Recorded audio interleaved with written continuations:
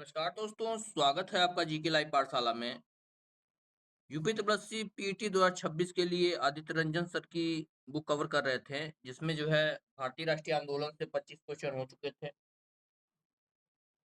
उसके आगे आज कंटिन्यू करेंगे। जो लोग भी नए जुड़े हैं प्लीज वीडियो को लाइक करिएगा, चैनल को आप लोग जरूर सब्सक्राइब कीजिएगा। चलिए शुरुआत करते हैं। 26 नंबर प्रश्न से दिया गया है, ब्रिटिश सरकार ने निम्नलिखित में से किस भाषा को भारतीय समाज में प्रस्तुत करने की उत्सुकता दिखाई? जवाब हो जाएगा ऑप्शन नंबर सी, अंग्रेजों को जो है अंग्रेजी को ज्यादा बढ़ावा इन्होंने दिया था।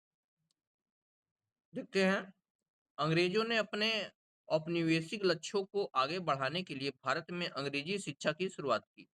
इसका उद्देश्य भारतीयों को विशेष रूप से सैनिक को अपनी भाषा और संस्कृति के प्रति अविश्वासी बनाना था।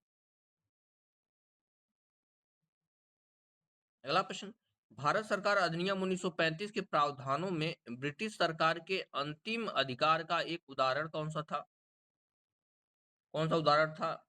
जवाब हो जाएगा ऑप्शन नंबर ए, प्रांतीय सरकारों पर गवर्नर के लिए विशेष शक्तियां। ए ऑप्शन सही हो जाएगा, प्रांतीय सरकारों पर गवर्नर के लिए विशेष शक्तियां। देखते हैं इसके बारे में। इस अधिनियम का उद्देश्य शासन में भारतीयों की अधिक भागीदारी के लिए एक ढांचा प्रदान करना था, जबकि अंतिम नियंत्रण ब्रिटिश के हाथ में ही रहे।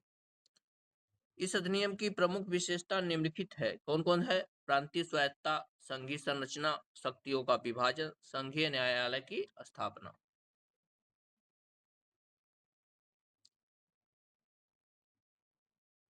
अगला क्वेश्चन दिया गया है, फॉरवर्ड ब्लॉक की स्थापना निम्नलिखित में से किसके द्वारा की गई थी? फॉरवर्ड ब्लॉक की स्थापना जवाब हो जाएगा सुभाष चंद्र बोस जी के द्वारा की गई थी। बी सही जवाब है, इनके द्वारा सुभाष चंद्र बोस जी के द्वारा की गई थी। 1939 में त्रिपुरा के कांग्रेस सम्मेलन के अध्यक्ष पद से इस्तीफा देने के बाद सुभाष चंद्र बोस ने मई 1939 में फॉरवर्ड ब्लॉक की स्थापना की। इस संस्था का उद्देश्य राजनीतिक वामपंथ को मजबूत करना था।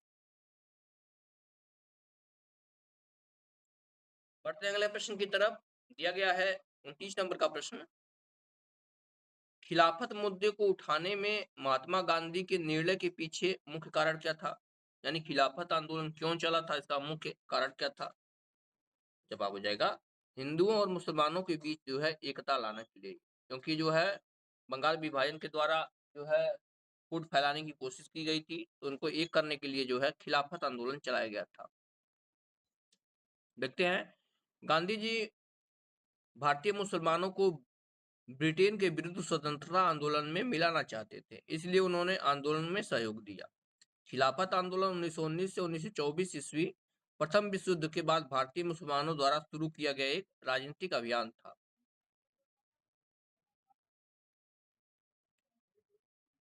अगला क्वेश्चन है, इनमें कौन हड़प्पा नीति का कट्टर समर्थक था? हड़प्पा नीति का, माफ कीजिएगा, हड़प नीति का। जवाब हो जाएगा हड़प नीति जो है लॉर्ड डलहौजी लेकर आया था भारत में। हड़प नीति लॉर्ड डलहौजी, यहाँ से बी आपका सही जवाब होगा। लॉर्ड डलहौजी 1848 से 56 ईस्वी के बीच इसने राज्यों को तीन प्रकार से हड़पा। किस प्रकार से? पहला युद्ध द्वारा जीत लिया था, दूसरा कुशासन एवं भ्रष्टाचार के आरोप द्वारा, और तीसरा है गोद निषेध प्रथा। राज्य हड़प नीति व्यपगत के सिद्धांत पर जो है आधारित था।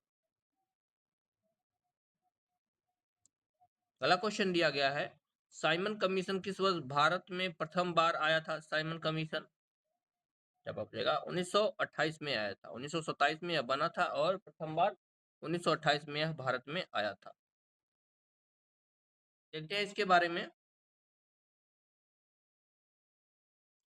साइमन कमीशन को ब्रिटिश सरकार ने 1927 में भारत सरकार अधिनियम 1919 की समीक्षा करने और सुधारों को का सुझाव देने के लिए नियुक्त किया था। इस आयोग ने 7 अंग्रेज सदस्य थे, जिसका अध्यक्ष सर जॉन साइमन था। इस आयोग में कोई भी भारतीय सदस्य शामिल नहीं होने के कारण भारतीय नेताओं ने आयोग का बहिष्कार किया था, क्योंकि इसमें कोई भी भारतीय नहीं थे, इसी वजह से जो है इसका बहिष्कार किया गया था। अगला क्वेश्चन, भारतीय राष्ट्रीय कांग्रेस द्वारा किस अधिवेशन में ऐतिहासिक पूर्ण स्वराज यानी पूर्ण स्वतंत्रता का प्रस्ताव पारित किया गया था? जवाब हो जाएगा, यह जो है लाहौर अधिवेशन में पारित किया गया था। बी जवाब हो जाएगा, कहां पर किया गया था? लाहौर अधिवेशन में किया गया था। दिसंबर 1929 में लाहौर अधिवेशन में कांग्रेस ने पूर्ण स्वराज का प्रस्ताव पारित किया। इस अधिवेशन की अध्यक्षता जवाहरलाल नेहरू ने की। इसी अधिवेशन में सविनय अवज्ञा आंदोलन प्रारंभ करने की अनुमति दी गई थी। बढ़ते हैं अगले प्रश्न की तरफ। दिया गया है निम्न का मिलान करना है, इसे मिलान करके देखेंगे। दिया गया है यहाँ पर इंडियन नेशनल आर्मी, इसकी स्थापना किसने की थी? तो सुभाष चंद्र बोस जी ने किया था। इससे मिला देंगे। गदर पार्टी जो है इसकी स्थापना लाला हरदयाल ने किया था। सैन फ्रांसिस्को में आप लोग जानते हैं। मित्र मेला की अगर हम बात करते हैं तो वीडी सावरकर जी द्वारा शुरू किया गया था और होम रूल लीग जो है एनी बेसेंट के द्वारा हुआ था। तो यहाँ से आपका बी ऑप्शन सही हो जाएगा। यहाँ पर देखिए मिलाकर दे दिया गया है, देख सकते हैं आप लोग। अगला प्रश्न देखते हैं, निम्न में से किसने महात्मा गांधी के खिलाफत आंदोलन से जुड़ने का विरोध किया था? पूछा गया है 34 नंबर प्रश्न में। जवाब हो जाएगा option number C, Mohammad Ali Jinnah ने इसका जो है विरोध किया था। ऑप्शन यहाँ से सी सही हो जाएगा, मोहम्मद अली जिन्ना। प्रथम विश्व युद्ध में तुर्की की पराजय हुई। भारतीय मुसलमान तुर्की के सुल्तान को अपना खलीफा मानते थे। आगे देखते हैं। खलीफा मानते थे। युद्ध के बाद जब ब्रिटेन ने तुर्की का विभाजन करने का निश्चय किया तो भारतीय मुसलमान नाराज हो गए तथा खिलाफत आंदोलन शुरू किया। गांधी जी भारतीय मुसलमानों को ब्रिटेन के विरुद्ध स्वतंत्रता आंदोलन में मिलाना चाहते थे, इसलिए उन्होंने इस आंदोलन का सहयोग किया।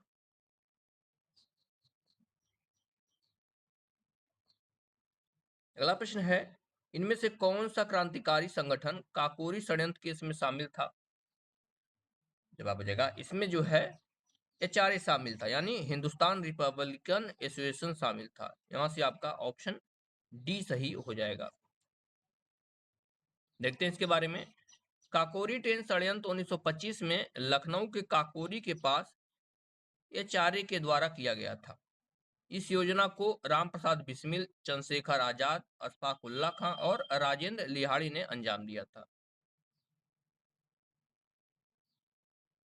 अगला प्रश्न दिया गया है, सुभाष चंद्र बोस ने 1944 में मोइरांग में आईएनए ध्वज फहराया था। वह शहर अब निम्नलिखित में से किस राज्य या प्रदेश में स्थित है? जवाब हो जाएगा, यह जो है आपके मणिपुर में स्थित है। ऑप्शन यहाँ से डी हो जाएगा, कहां पर स्थित है? यह मणिपुर में स्थित है। आईएनए या इंडियन नेशनल आर्मी एक सशस्त्र बल था जिसकी स्थापना मोहन सिंह द्वारा द्वितीय विश्व युद्ध में जापानियों की मदद से की गई थी। बाद में इसका नेतृत्व सुभाष चंद्र बोस ने किया। इस संगठन को आजाद हिंद फौज के नाम से भी जाना जाता था। अगला प्रश्न है, 1851 में गवर्नर जनरल लॉर्ड डलहौजी ने निम्नलिखित में से किस राज्य का वर्णन एक चेरी जो एक दिन हमारे मुंह में गिरेगी के रूप में किया था? जवाब हो जाएगा, इसके लिए जो है अवध के लिए ऐसा कहा था। ऑप्शन नंबर यहाँ से सी सही होगा। किसके लिए कहा था? अवध के लिए कहा था। देखते हैं इसके बारे में। दिया गया है, अवध का प्रयोग सरकार द्वारा बफर स्टेट के रूप में किया जाता था। बफर स्टेट के रूप में ध्यान दीजिएगा। 1856 ईस्वी में लॉर्ड डलहौजी ने कुशासन का आरोप लगाकर अवध को जो है अपने में मिला लिया था। नेक्स्ट क्वेश्चन की तरफ बढ़ते हैं। इसमें दिया गया है, भारतीय राष्ट्रीय आंदोलन के दौरान कांग्रेस मंत्रालयों ने कब इस्तीफा दिया था? कांग्रेस मंत्रालय ने। देखते हैं इसके बारे में। जवाब हो जाएगा, 1939 में जो है कांग्रेस मंत्रालय ने इस्तीफा दिया था। बी ऑप्शन सही होगा, 1939 में। वर्ष 1939 को द्वितीय विश्व युद्ध में तत्कालीन वायसराय लॉर्ड लिनलिथगो द्वारा भारतीय अनुमति के बिना भारत को युद्ध में शामिल कर लिया गया। इस पर कांग्रेस शासित 8 राज्यों के मंत्रिमंडलों ने 15 नवंबर 1939 को त्यागपत्र दे दिया। इस प्रकार कांग्रेस ने कुल 28 माह तक शासन किया था।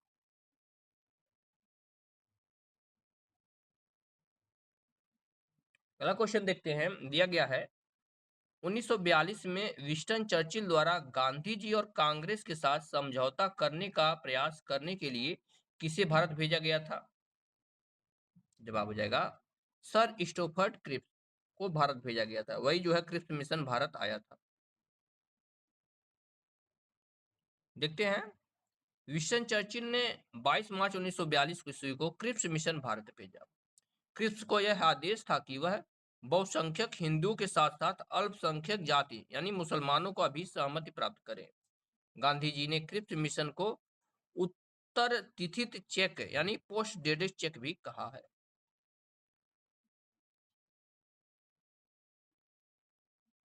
अगला प्रश्न, भारतीय मुसलमान चाहते थे कि खलीफा को तत्कालीन तुर्की साम्राज्य में मुस्लिम पवित्र स्थानों पर नियंत्रण बनाए रखने की अनुमति दी जाए। इस साम्राज्य को निम्नलिखित में से किस नाम से भी जाना जाता था? तो इसको जो है ऑटोमन के नाम से जाना जाता था। ओटोमन, ठीक है ना, ऑटोमन के नाम से इसको जाना जाता था। यहाँ से आपका सी ऑप्शन सही हो जाएगा। खिलाफत आंदोलन प्रथम विश्व युद्ध 1914 से 18 ईस्वी के बाद हुआ था। गांधी जी ने इस आंदोलन का समर्थन किया, किंतु जिन्ना ने इस आंदोलन का जो है विरोध किया था। अगला क्वेश्चन है, भारतीय राष्ट्रीय कांग्रेस और अखिल भारतीय मुस्लिम लीग ने किस माध्यम से अंग्रेजों के खिलाफ भारत में संघर्ष के लिए एक साथ आने का फैसला लिया था? तो यह जो है लखनऊ पैक्ट था। ऑप्शन यहाँ से इस हो जाएगा, लखनऊ पैक्ट 1916 में जो है मुस्लिम लीग और जो है कांग्रेस एक साथ आई थी। ये आपका सही जवाब हो जाएगा।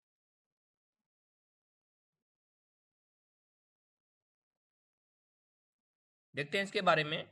1916 ईस्वी में कांग्रेस के लखनऊ अधिवेशन की अध्यक्षता अंबिका चरण मजूमदार ने की थी।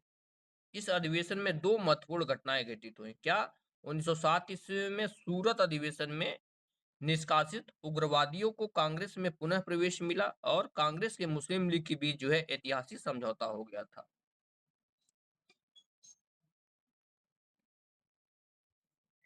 अगला क्वेश्चन है, ब्रिटिश प्रधानमंत्री रैमजे मैकडोनाल्ड द्वारा बनाया गया सांप्रदायिक पुरस्कार निम्नलिखित में से किसका परिणाम था?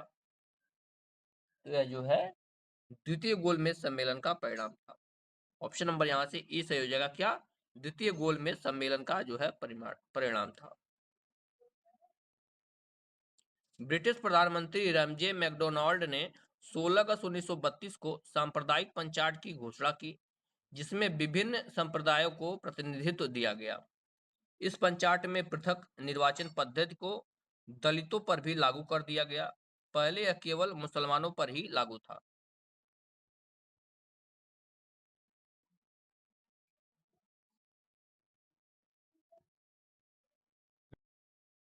नेक्स्ट नेक्स्ट क्वेश्चन है, बंगाल के प्रथम गवर्नर जनरल कौन थे? बंगाल के प्रथम गवर्नर जनरल कौन थे पूछा गया है।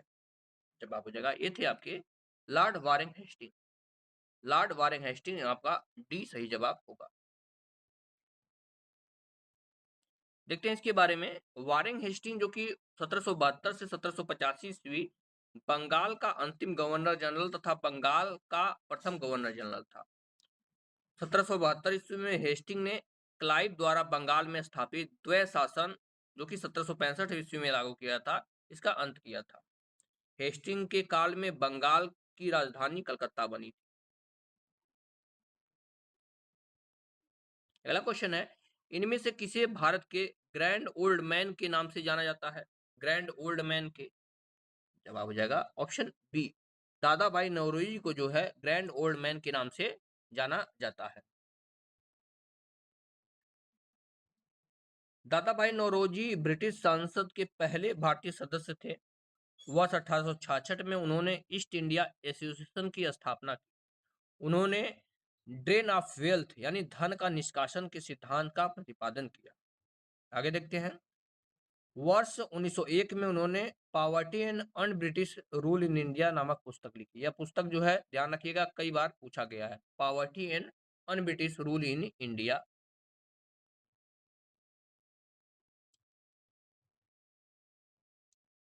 अगला क्वेश्चन है सन 1915-16 में किसके नेतृत्व में दो होम रूल लीग शुरू हुई थी? जवाब हो जाएगा होम रूल लीग जो है स्थापना इसकी एनी बेसेंट और लोकमान्य तिलक ने किया था। ऑप्शन नंबर यहाँ से बी से होगा एनी बेसेंट और लोकमान्य तिलक। देखेंगे इसके बारे में। होम रूल की योजना एनी बेसेंट ने बनाई। उन्होंने इसकी प्रेरणा आयरलैंड में चल रहे होम रूल आंदोलन से मिली। इंडियन होम रूल लीग के प्रथम प्रेसिडेंट जोसेफ बैप्टिस्टा तथा प्रथम सचिव एनसी केलकर थे। तिलक को होम रूल लीग के दौरान ही लोकमान्य की पदवी मिली। अगला क्वेश्चन है करो या मरो का नारा किसने दिया था? करो या मरो का नारा यह किसका है? जवाब हो जाएगा यह नारा जो है महात्मा गांधी ने दिया था। ऑप्शन यहाँ से सी सही हो जाएगा। किसने दिया था? महात्मा गांधी ने दिया था। देखेंगे 9 अगस्त 1942 को बंबई के ग्वालियर टैंक मैदान में भारत छोड़ो आंदोलन की शुरुआत हुई। गांधी जी ने करो या मरो का नारा दिया, यानी जो है भारत छोड़ो आंदोलन के दौरान ही करो या मरो का नारा दिया गया था। गांधी जी ने कहा या तो हम भारत को आजाद कराएंगे या इस कोशिश में हम अपनी जो है जान दे देंगे, यानी इसी कोशिश में अपनी हम जान दे देंगे।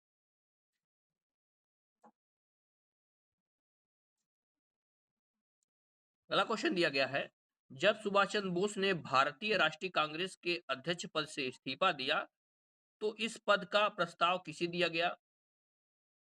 तो इस पद पे जो है डॉक्टर राजेंद्र प्रसाद बैठे थे। ऑप्शन नंबर यहाँ से ये सही होगा doctor Rajendra Prasad.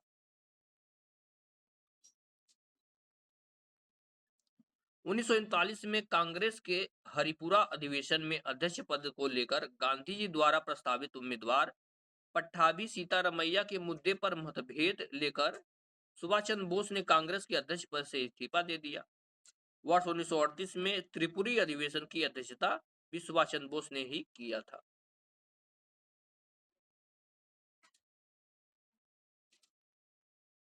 Next question है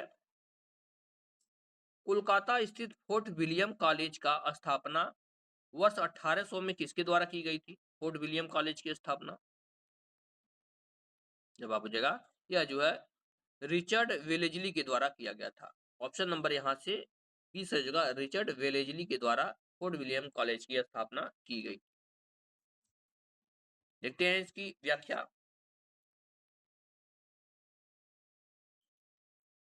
लोक सेवकों को प्रशिक्षण देने के लिए इस कॉलेज की स्थापना की गई। इसके प्रिंसिपल हेनरी टी कोलब्रुक थे। 1802 ईस्वी में कोर्ट ऑफ डायरेक्टर्स के विरोध के कारण इस कॉलेज को बंद कर दिया गया। देखते हैं यहाँ पर मिलान करना है भारतीय राष्ट्रीय आंदोलन के निम्नलिखित घटनाओं को जो है उनसे घटित होने की समय से मिलान करना है। छोटा करते हैं ताकि आपको अच्छे से दिखाई दे। जैसे आपका दिया गया है आपका यहाँ से बारदौली में किसान आंदोलन कब हुआ था, यानी बारदौली सत्याग्रह की बात हो रही है, तो यह जो है 1928 में हुआ था। 1928 में हुआ था। उसके बाद महात्मा गांधी ने नोआखली की यात्रा कब की थी? तो यह जो है आपके 1946 में किया था। गांधी जी ने लंगोटी पहनना कब शुरू किया था? सी वाला क्वेश्चन है। जवाब हो जाएगा आपका जो है ये सी मिल जाएगा 1921 से, और अहमदाबाद मिल मजदूर हड़ताल 1918 में हुआ था। इस तरह से आपका ऑप्शन सी सही हो जाएगा। यहाँ पर व्याख्या देख भी सकते हैं आप लोग। बारदौली सत्याग्रह 1928 में, महात्मा गांधी ने नोआखली यात्रा 1946 में की थी, लंगोटी पहनना 1921 में, और अहमदाबाद मिल मजदूर की हड़ताल 1918 में हुई थी। 50 नंबर क्वेश्चन की तरफ बढ़ते हैं। दिया गया है वर्ष 1922 में असहयोग आंदोलन को निलंबित करने के बाद गांधी जी को अहमदाबाद में गिरफ्तार कर लिया गया और कितने वर्षों के साधारण कारावास की सजा सुनाई गई थी? तो इनको जो है 6 वर्षों की सजा सुनाई गई थी। डी ऑप्शन से 6 वर्षों की सजा सुनाई गई थी। देखते हैं इसके बारे में। असहयोग आंदोलन की समाप्ति के बाद गांधी जी की स्थिति कमजोर हुई और उन्हें सरकार द्वारा 10 मार्च 1922 को गिरफ्तार कर लिया गया तथा 6 वर्ष की सजा सुनाई दी गई। 5 फरवरी 1924 को गांधी जी के खराब स्वास्थ्य के कारण उन्हें जो है रिहा कर दिया गया था। अगला क्वेश्चन देखते हैं, भारत सरकार अधिनियम 1935 भारत के लिए ब्रिटिश संसद द्वारा पारित सबसे लंबा अधिनियम था। मूल रूप से पारित अधिनियम बहुत लंबा होने के कारण दो अलग-अलग अधिनियमों में विभाजित किया गया, अर्थात भारत सरकार अधिनियम 1935 और कहाँ का जवाब हो जाएगा ऑप्शन बी, बर्मा सरकार अधिनियम 1935, यानी इसको दोनों रूपों में विभाजित किया गया, भारत और बर्मा का, दोनों का। देखते हैं इसके बारे में। 1935 अधिनियम 321 तक के अनुच्छेद भारत से संबंधित थे, जबकि 322 से लेकर 451 तक के अनुच्छेद बर्मा से संबंधित। यह अधिनियम 14 अगस्त 1947 को लागू रहा, लेकिन 26 जनवरी 1950 तक भारत का शासन कुछ परिवर्तन के साथ इसे अधिनियम द्वारा संचालित रहा। बढ़ते हैं अगले क्वेश्चन की तरफ। दिया गया है, बंगाल के विभाजन ने पूरे भारत में लोगों को क्रोधित कर दिया था और डेल्टा यानी आंध्र प्रदेश के डेल्टा क्षेत्र जो है में स्वदेशी आंदोलन हुआ था। इसे निम्नलिखित में किस नाम से जाना जाता था? इसको जो है वंदे मातरम आंदोलन कहते थे। ऑप्शन नंबर यहाँ से सी से होगा क्या, वंदे मातरम आंदोलन। देखते हैं इसके बारे में। वंदे मातरम आंदोलन, हाँ। 53 नंबर प्रश्न देखते हैं, 13 जून 1943 को सुभाष चंद्र बोस निम्नलिखित में से किसके निमंत्रण पर पूर्वी एशिया आए थे? इसका जवाब हो जाएगा आपका ऑप्शन नंबर यहाँ से ए, रास बिहारी बोस के जो है आमंत्रण पर आए थे। देखते हैं, सुभाष चंद्र बोस को इंडियन इंडिपेंडेंस लीग का अध्यक्ष और आईएनए का नेता बनाया गया, जिसे लोकप्रिय रूप से आजाद हिंद फौज कहा जाता था।